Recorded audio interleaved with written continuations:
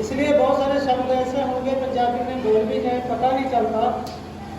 तो state secretary है जो हमारे इसको ऑर्गेनाइज कर रहे हैं, वो उसको हिंदी में कन्वर्ट करके बता देंगे, ये बनता है। बहुत सारी चर्चाएं हुई है सभी मामलों पर।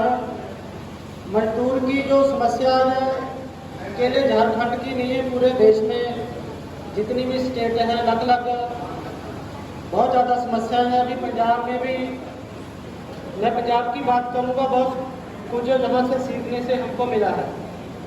अभी पंजाब में धान की बिजाई है। बहुत सारे लोग सोचते हैं, सभी स्टेट के लोग सोचते हैं कि पंजाब बहुत खुशहाल है, जहाँ के मजदूर हैं बहुत अच्छी ज़िंदगी व्यतीत करते हैं।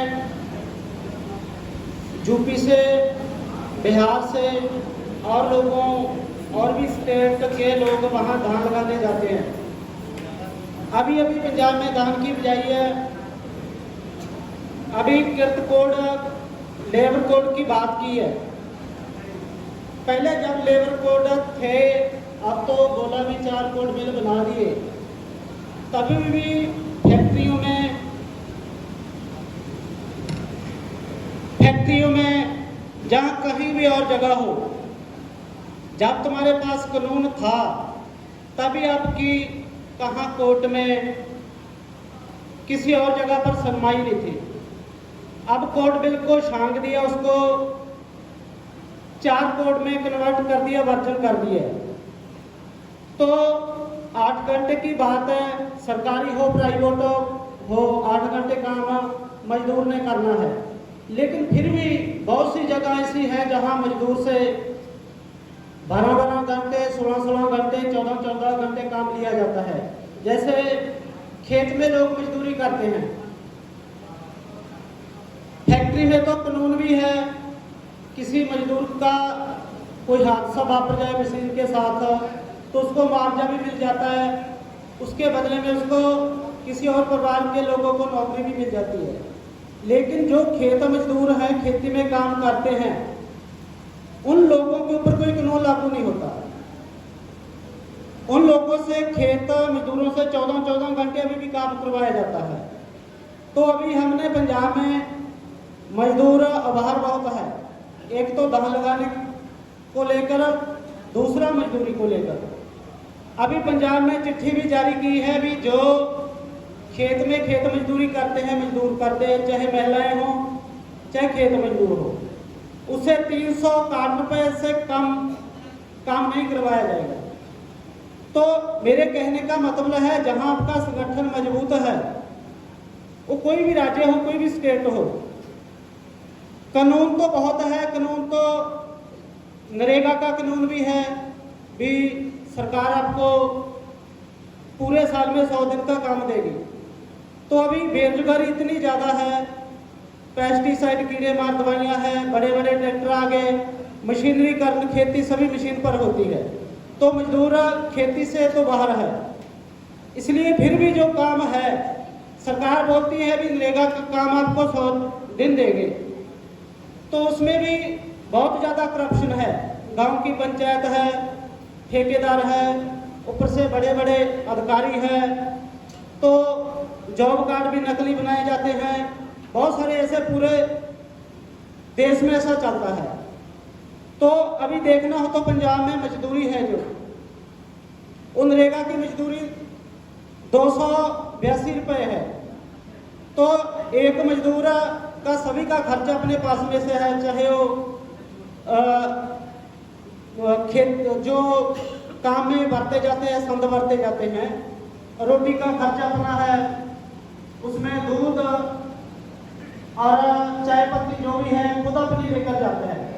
अब ये इतने महंगाई के युग में आप सोच लो भी मजदूर क्या कमाएगा और क्या खाएगा। इसलिए सरकार ने बोला है कि 100 दिन काम देंगे, 265 दिन सरकार खुद मुकर रही है। इसलिए हमारी मांग है भी नरेगा का काम पूरा साल दिया जाए, और जो महंगाई के अनुसार है वो लगभग 600 के आसपास दिहाड़ी हो, फिर मजदूर का काम चलेगा। और ये काम भी ऐसे नहीं चलेगा, जहाँ जहाँ पर पंजाब में 1200 के आसपास गांव है, 800 के आसपास गांव है। तो वहाँ की एक रिपोर्ट आई है, 3000 गांव ऐसा है जहां नरेगा के बारे में लोग जानते ही नहीं है कि नरेगा क्या होती है। जहां की जा तो ऐसे कर लो जहां कांग्रेस की सरकार है और दूसरी पार्टी की पंचायत है, वो काम चलाते ही नहीं है। जहां अकाली दल की सरकार आ जाती है और कांग्रेस की पंचायत होती है, दूसरी पार्टी की पंचायत होती है, वो भी नहीं चलाते। इसलिए लगातार मजदूरों को टारगेट किया जाता है। तो मेरे कहने का मतलब है भी जहां पर किसान संगठन मजबूत हैं, विद्यार्थी संगठन मजबूत है, सभी लोग अपने अपने वेतन के लिए लड़ रहे हैं, नौकरी पेशे के लिए लड़ रहे हैं, वहाँ मजदूरों को भी इकट्ठा होकर, खासकर महिलाओं की आज देश के अंदर जो खासकर दलित महिलाओं हैं उसकी बहुत ज़्यादा बुरी हालत है। उसका शोषण इतना ज़्यादा है, खेतों में हो, फैक्ट्रियों में हो, कहीं और हो, तो देश की आधाबादी है। इसलिए महिलाओं को संगठित करना, उसकी ऑर्गेनाइजेशन बनाना, अपने उसके अधिकारों के लिए जागरूक करना एक स्टेट की बात नहीं है, पूरे देश की बात है, पूरी दुनिया की बात है जहां औरत का शोषण ज़्यादा किया जाता है। तो मेरे कहने का मतलब है कोई भी सरकार हो, बदल कर हमने 70 साल वोट दिए हैं, सभी सरकारों को देखा है हमने। जो मजदूर हैं, महिलाएं हैं, दलित लोग हैं, वंचित पीड़ित लोग हैं, साधनहीन लोग हैं, जिनके पास अपना कोई गुजारे के लिए ज़मीन नहीं है, कोई और साधन नहीं है। तो 70 साल के बीच हमने क्या देखा भी किसी भी सरकार के एजेंडे पर दलित नहीं है।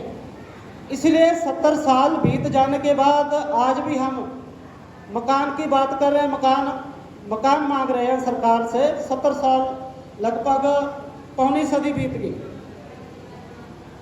हम पानी की बात कर रहे हैं, हम शिक्षा की बात कर रहे हैं, हम अपनी सेहत की बात कर रहे हैं 70 साल बीत जाने के बाद। इसलिए हमारा मानना है भी जब तक दलित है, मजदूर है, वंचित लोग हैं, खुद अपनी बात नहीं करेंगे, खुद संगठित नहीं होंगे, तब तक चाहे 1 साल और वोट डालते जाओ, आपका कुछ बदलने वाला नहीं, कुछ होने वाला नहीं। 5 साल बाद जो भी सरकार आए आपके साथ हो, लारे लगाती है, हम आपको मोबाइल फ्री में देंगे, साइकिल फ्री में देंगे, आपको चावल देंगे, आपको गेहूं देंगे, आपको मकान बना कर देंगे, और भी बहुत से लारे लाए जाते हैं। जब वोट पड़ जाते हैं तब आपको जो आपका लोकल एमएलए है, एमपी है, आपको दिखता नहीं है। इसलिए जब हमारे पास अखीरली एक ही कड़ी बचती है, वो संगठन है। संगठित ना मजबूत कर लो भी सरकार की निगाह आपके पास बल होनी चाहिए। तो मैं तो यही बात कहूँगा भी आज इतने बड़े मंच पर हमको बोलने का मौका मिला। हमारी हिंदी भी अच्छी नहीं है, बहुत सारी बात हमारी आपको समझ में नहीं आई होगी भी क्या बोल रहे। तो मैं आपको शुभकामनाएं भी देता हूँगा भी एक स्टेट की बात नहीं, पूरे देश के साथ मिलकर काम करना होगा, तभी जाके मजदूरों का जो उसके साथ लगातार शोषण हो रहा है, उसके अधिकारों को छीना जा रहा है, फिर जाके कभी इनकलाब आएगा, फिर जाके जो उसके अधिकार उसकी बात होगी। इनकलाब जिंदाबाद।